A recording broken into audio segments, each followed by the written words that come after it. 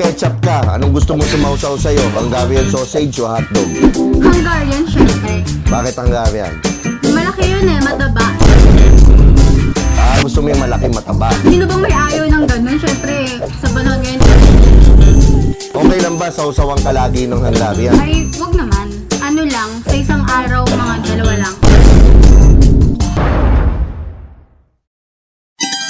Ano ka, chicharon o kopek? Chicharon. Kung magiging chicharon ka, kailan ka huling kinain?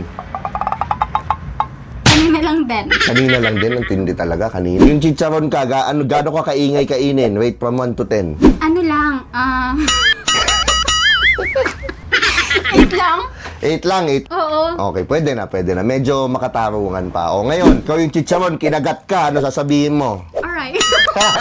Alright, perfect. Okay.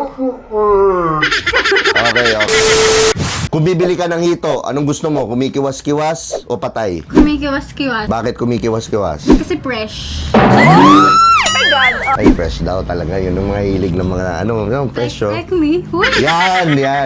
Okay. Kung ketchup ka, anong gusto mo sumausaw sa'yo? Hungarian sausage o hotdog? Hungarian, syempre. Bakit Hungarian? Malaki yun eh, mataba. Gusto mo yung malaki mataba. Sino bang may ayaw ng ganun? Syempre, sa panahon ngayon, tipid.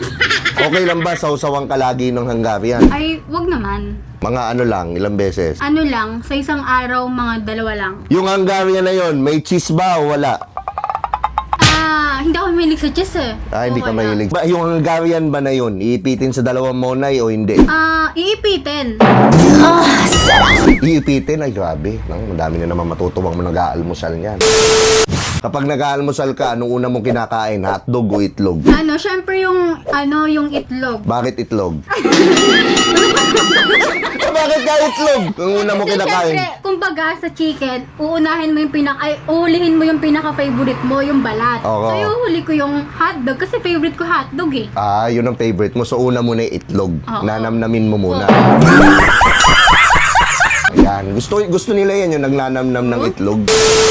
Kapag bagong taon, saan ka nagpapaputok? Sa loob o sa labas ng garahe? Syempre sa labas ng garahe. Bakit? Safe. Mas safe? Oo. Ay, grabe. Safe nga, pero hindi naman masarap. Ay, hindi naman pala, hindi enjoy. Mas enjoy sa labas. Mas enjoy ba sa labas? Oo. Bakit? Kasi safe na nga, pwede mo pang ulit-ulitin. Pwedeng ulit-ulitin. Tuwan-tuwa na naman yung mga yan. Okay. Kung garden ka, gaano ka kadalas magtabas ng damo?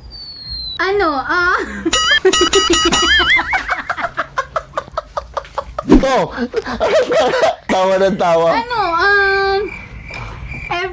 Pag wash day, pag dinidiligan. Pag dinidiligan, Oo. tabas damo. Oo, matik na yun, tatabasin. Okay, yung pagkatabas ba ng damo ng hardinero, sagad ba o sakto lang? Sagad. Sagad. Oo. Okay. Yung garden mo, okay, yung bulaklak ba doon, humahalimuyak ba, mabango ba? Ang bango-bango ng bulaklak. Oo, syempre. Okay, gaano ka bango? 1 to 10? 11. 11, ay grabe, pwede. Talagang tatambay ka sa garden ni Hailey nun, pag gaganon, fresh na fresh yung mga bulaklak. Tama. Ako, wala na akong tanong, gusto ko na lang Hailey, promote mo yung mga social media mo. Hi everyone!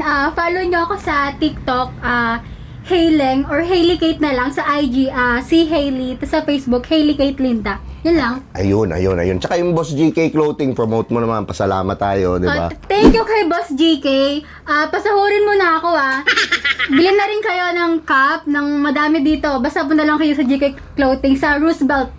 So, dito na nagtatapos ang ating interview. Maraming salamat sa GK Clothing. Pinagamit sa akin ni Boss GK yung tindahan niya. At ito nga pala ang paborito niyong tiyo, si Tio Bray. Lagi niyong tatandaan na walang pangit-pangit. Sa Titong Galit. Yun.